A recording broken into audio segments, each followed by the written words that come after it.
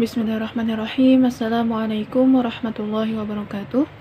Alhamdulillahirabbil alamin wa bihi nasta'in wa ala umurid dunya waddin.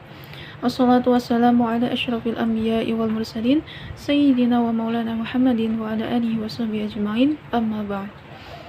Di sini ulun akan mencoba membacakan tafsiran surah Al-Ankabut ayat 45 dari rujukan kitab Al-Azhar karya Buya Yahya, yang mana bunyi ayatnya seperti ini. A'udzubillahi minasyaitonirrajim. Bismillahirrahmanirrahim. Utlu ma uhiya ilaika minal kitabi wa aqimis shalah. Inna sholata tanha 'anil fahsya'i wal munkar. Wa la dzikrullahi akbar. Wallahu ya'lamu ma tasna'un. Sadaqallahul yang artinya, bacalah kitab Al-Quran yang telah diwahyukan kepadamu, wahai Nabi Muhammad, dan laksanakanlah sholat. Sesungguhnya sholat itu mencegah dari perbuatan keji dan munkar. Bacalah, kita masuk ke dalam tafsiran, itu bacalah apa yang sudah diwahyukan lawan pian itu dari Alkitab, gawilah sembahyang. Nah, lawan pemulaan ayat yang ini tadi, Nabi kita, Nabi Muhammad SAW, dipadahi Allah kayak apa caranya menguatkan jiwa menghadapi tugas yang di luar barat. Nah, pemulaan hendaknya sidin membaca ayat ini terus menerus. Tentu wajib kadang membaca aja kayak itu. Nah, pasti wan memikirkan juga, memahami juga gitu. Nah, isi ayat-ayat yang diturunkan Allah tadi. Hendaknya juga tatarusan diulangi sampai ke dalam-dalam sekira mempengaruhi kegawian sidin seumuran. Di samping itu juga sidin hendaknya sidin menggawi sembahyang. Nah, di luar itu di dalam ayat ini dikisahkan tentang hal positifnya sembahyang. Lalu masuk ke dalam tafsiran lagi, sebenarnya sembahyang itu mencegah dari nangkar baik wan munkar. Nah, bagian ayat yang ini sudah memandahkan pada sembahyang itu ia bakal menjadi benteng. Karena apa? Karena sembahyang 5 waktu ini dalam sehari semalam, ibaratnya tuh jar Buya Yahya kayak kita memukul gong. Nah, awal suara gong itu tadi memantul ke wayah nang balung ataupun sudah ujar ukuran radius tertentu. Jadinya kita kada lepas dari hawa-hawa sembahyang itu. Nah, kayak misalkan kekuatan awal atau hawa-hawa sembahyang subuh tuh masih larut ke waktu sembahyang zuhur. Kayak itu juga dari zuhur ke asar, dari asar ke maghrib, dari maghrib ke isya. Nah, tentang kayak itu tadi, sembahyang tuh bujur bakal menjadi benteng. Membentengi diri dari apa? Ternyata dari gawian yang kada baik, misal kayak bezina, merampok, bakar ramput, membunguli wan seberatan gawian nang dimuari orang atau nang dicap kada baik oleh masyarakat. Nah, amunnya juga sembahyangnya digawi lawan khusyuk. Ingat juga tujuan pada sembahyang itu kita melatih diri sekira zikir bertatarusan. Maksudnya ingat lawan Allah gitu lah. Diriwayatkan oleh Ibnu Abi Hatim dari hadis Imran, yang artinya Nabi sudah ditakuni orang tentang tafsir ayat yang artinya sabujurannya sembahyang itu menangati dari gawian nang kada baik wan dimuari orang. Lalu jar sidin apa maksudnya? Dijawab oleh Rasulullah, artinya barang siapa nang sembahyangnya kada kawa menangati inya dari menggawi nang kada baik wanang dimuari orang itu tadi, maka sembahyangnya itu dianggap kada apa-apanya geseninya. Dan ada hadis lagi nang diriwayatkan oleh At-Tabrani dari Ibnu Abbas, bersabda Nabi SAW, nang artinya barang siapa nang sembahyangnya kada menangati inya dari nang kada baik wanang dimuari orang, niscaya kada bertambah parah inya tuh lawan Allah, tapi malah bertambah jauh. Nah, ada penjelasan tentang sambungan ayat lagi menjelaskan, dan sebenarnya ingat lawan Allah itu lebih ganal. Maksudnya nang kayak apa? Maksudnya nang disambat sambayang itu ialah kumpulan gawian kita nang zahir. Nang di dalam ilmu fikih itu sambatannya rukun fi'li. Artinya bagian yang kita gawi sewaktu menggawi sambayang. Mulai dari berdiri menghadap kiblat, mengandak niat, membaca takbir, membaca berataan yang wajib, ruku, sujud, i'tidal, duduk antara dua sujud, sampai tahiyat pahabisan, luan sampai salam. Tapi berataan itu halus atau kadeda napa-napanya mun rahat manggawin itu kita kada ingat lawan Allah. Nah, maka ingat Allah itu tadiam yang paling penting.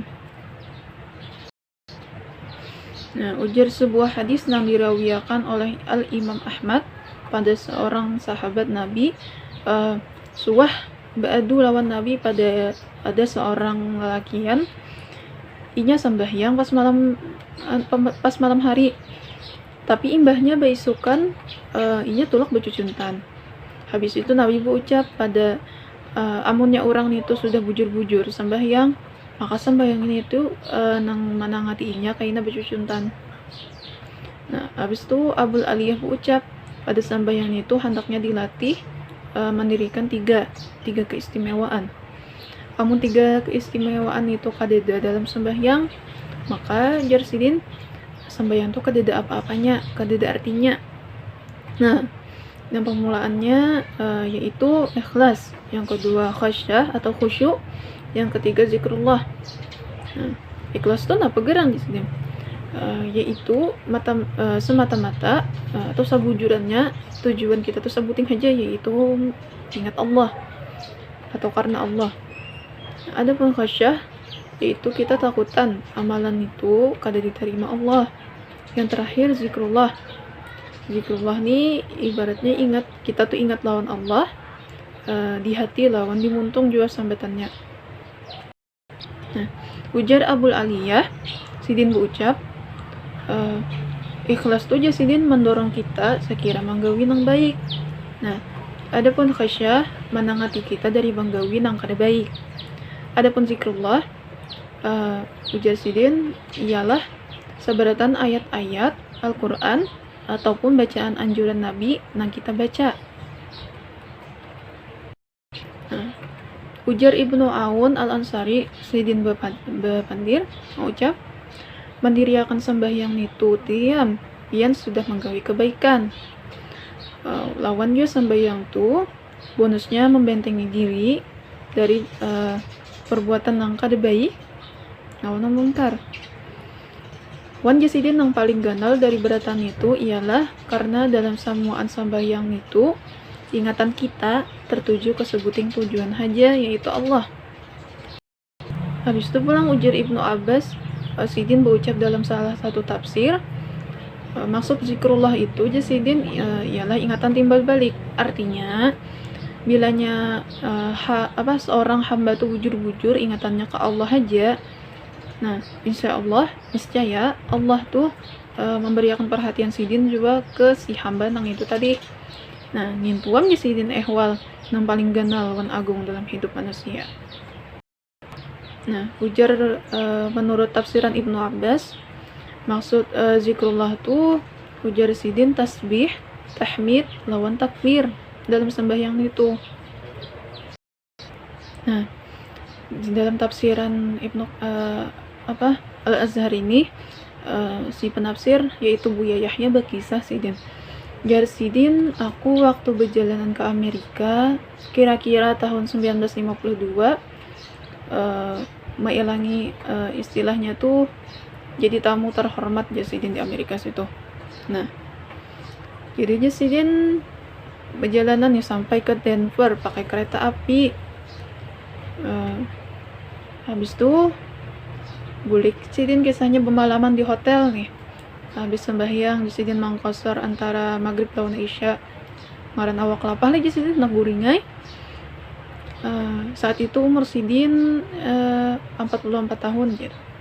Nah, anak bini jauh jasidin murid-murid orang-orang nang keluarga kadeda nang tahunya bukan kadeda tahu maksudnya jauh pada mata kayak itu nah. Jadi sidin pas di hotel sidin hendak guring sekalinya pelayan hotel bakatok nih menawari bibinian anu mengawani guring kisahnya sidin.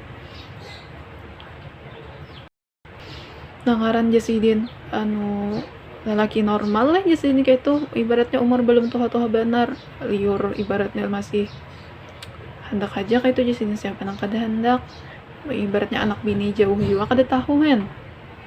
Tapi jasidin apa nah nang tabayang wayah itu jasidin aku hanya imbas sembahyang jasidin ibaratnya masa manggawin yang itu mana kena subuh jasidin aku sembahyang subuh jasidin. Maka jasidin ucapannya dalam doa iftitah itu jasidin sesungguhnya sembahyangku dan seberatan ibadahku bahkan hidup dan matiku semuanya adalah gasan Allah kada ada syarikat bagi Allah dan inilah nang diperintahkan kepadaku dan aku adalah salah seorang nang sudah menyerahkan diri kepada Allah. Nah, jasidin kayak apa aku berucap bacaan itu sesungguhan pasti aku suban berucapnya jasidin. Jadi aku berucap pelayan hotel tadi tuh no jarku thank you jadi ku tutup aja lawang hen guringnya lagi aku habis gitu jasidin aku sembahyang subuh tuh lebih khusyuk dari nang hari-hari biasanya dari sembahyang lainnya jasidin saking ibaratnya takutan takajut aja kan ditawari orang kayak itu habis sidin berkisah lo nah habis itu dan Allah mengetahui apapun yang ikam gawi. Nah ini terakhir atau tafsiran terakhir dari ayat Al-Ankabut 45 lalu menandakan pada kita kedalapas dari pengawasan Allah. Nah sampai di sini aja lah ulan menafsirakannya. Salah khilaf mohon maaf. Assalamualaikum warahmatullahi wabarakatuh.